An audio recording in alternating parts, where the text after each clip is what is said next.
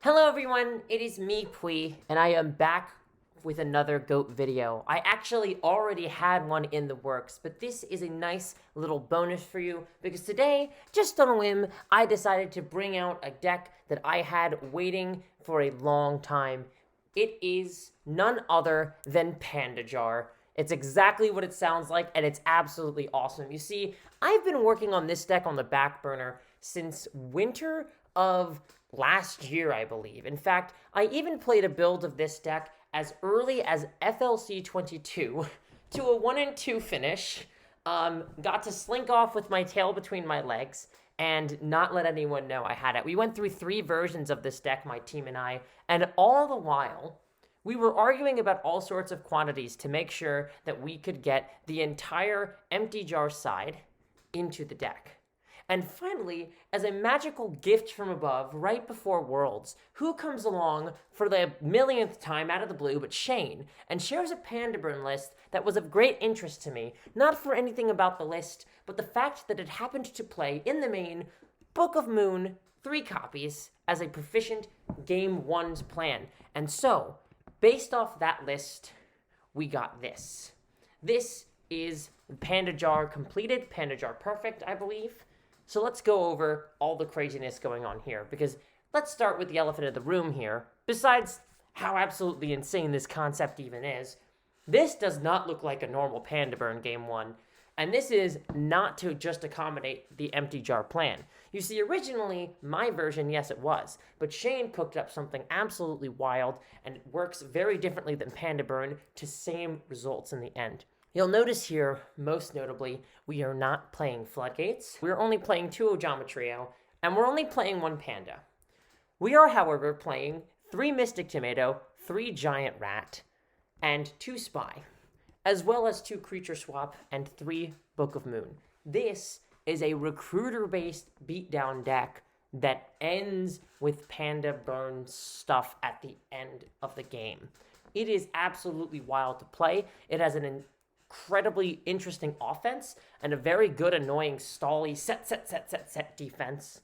It plays wildly different than what you'd expect, but it harkens a lot back to the Panda Burns from FLC like 23 and the 3v3 with the beatdown sides, and we were trying to use Spy and less Floodgates when I was very anti-Gravity Bind and anti-Wheel, which looking back, those cards are very good, especially once we figured out Chain E, but this isn't doing any of that.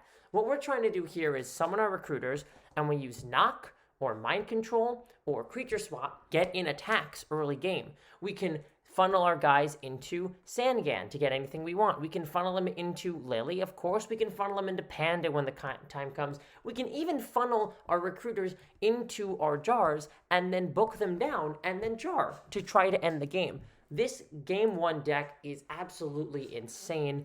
It plays so strange, but it plays so well, even from behind, similar to Panda as always. It's only playing 2 trio because that's not even the main plan of the deck, and I'm only playing 2 just desserts because I wanted room for Ceasefire, because I think this is probably the best Ceasefire Panda Burn ever. Just with how much we're jamming monsters on the board, and they're jamming monsters on the board, I think this can deal more damage than just desserts can usually. Looking at this deck, we also notice that I have it strangely arranged. You'll notice 15 cards are lined up on the bottom where they wouldn't normally be, and that's because these 15 cards are the ones we are going to remove to put in 3 Book of Tayu, a Card Destruction, Reload, Spell Reproduction at 3, 3 Shallow Grave, and 2 Upstart Goblins, and all of a sudden, we are a very, very sufficient empty jar deck. Check this out. So we go from being a pretty weird Panda Burn deck to being a pretty weird empty jar deck. As you can see here, we are not playing any Thunder Dragons, we are not playing any Floodgates or Swords of Revealing Light, and we are not playing Feather of a Phoenix. We just have our Spell Reproduction. We also are still keeping in Ring of Destruction, and we're keeping in Snatch Steal, and even Knock in certain matchups. Hear me out here. Originally, I was keeping in my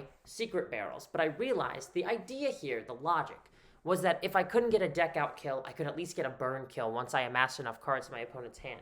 But I realized that Secret Barrel, until that point, does nothing. And if I get a deck out kill, then those Secret Barrels did absolutely nothing but make me brick.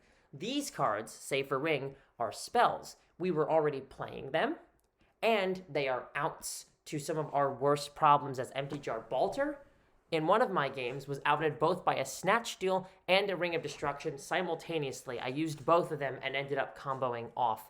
Having these just built into the deck, while still being able to be aggressive and even potentially being able to play the Secret Barrel at the same time in certain matchups if they're playing Solemn, you can be both a damage deck and a deck out combo deck and still have these answers. Another fantastic answer is Creature Swap. We're playing Creature Swap already for the game 1, but it is also Book of Taiyu number 4 and 5. Because if we can set a jar and then we can Creature Swap, we can attack over our own jar. And we can do this at any point starting the combo. We can do it mid-combo. If we're having trouble finding a Book of Taiyu, it'll get us another jar cycle and keep our combo going. It's actually an incredibly resilient plan too, because it also goes well with our extra recruiters, where most decks are playing Thunder Dragons, which is a terrible top deck. We have Rat. Rat is something they have to deal with. It's another set they might knock. It's another monster we can Creature Swap and attack. It's a way to get Morphing Jar, and then again, we can book it right down. Even when we're playing the Burn strategy, we can go in and get these jars and book them down. And here it's even better. So we have 5 different outs to Balter. We have a lot of ways to stall and use up Nox in this deck. We have extra forms of Book of Taiyu, and we are also discouraging players from playing Solemn, because game 1 we're Burn. And by all right, we could still be Burn game 2. Even if they are expecting the switch, that didn't help. I played this today in Patreon World Championship Qualifier 27. I went 3-2. 1 win away from getting top 8. Very unfortunate end there, and I can gladly show you some replays if you'd like. Just let me know in the comments if that's something that you're interested in. But the one thing I noticed is that in this tournament, where we had to share replays of our games, no amount of preparation or siding mattered, because these decks play so differently that even the prospect that you may have to face one or the other and you don't know which is a massive headache for our opponents. It is a huge, huge trouble for them to try and figure out. They really simply can't. And so people were dawdling around with these Solemn lists, Meme Walk, and weird combination trying to get rid of the Empty Jar, but your only side for Empty Jar is the Solemn, so what if I'm playing Burn? You're going to keep your Solemn in? From there, the only threat is Dust Shoot, and what I found myself doing to get past the Dust Shoot, if they're on the play, I stay Burn most of the time, because that way if I get Dust Shoot, it's not as bad. But even this Empty Jar, we have more monsters on average, and we have a little more of a staying power here, so it's really not the worst if we get Dust Shooted. I still wouldn't love to have it happen, but it's not as bad as in a normal Empty Jar deck, where usually you just never find anything again because you're only playing a total of 5 monsters. Here we're playing 7, not counting the Thunder Dragons. Those don't count, obviously. So all in all, I had a pretty good finish. I think if I was playing better today, I could have won this event. Now, to be fair, Warrior player won, so that's not fair to say. But I think if I had someone like Delinquent running this exact same deck, or maybe even MMF, they would have won. I just wasn't playing very sharp. And again, I'm glad to show you in the replays. If that's something you're interested in, please let me know. But this deck just felt very, very strong. I think there's another event left in this deck. I think it's something super scary that you can take out in your pocket when the meta's not expecting it. A meta like this, where all the turbos are kind of not in consensus about their back row. Certainly these 1 Solemn Optimal, 0 Solemn Optimal sort of turbo lists, I think all of them are going to fall prey to a deck like this real bad. Especially if they're all still on Phoenix Wing Wind Blast. That obviously makes the Burn matchup worse. And then the Jar is just something they're just not prepared enough for. So this is the deck. I just wanted to share it. If you want to see those replays, please give a like, please give a comment, and let me know.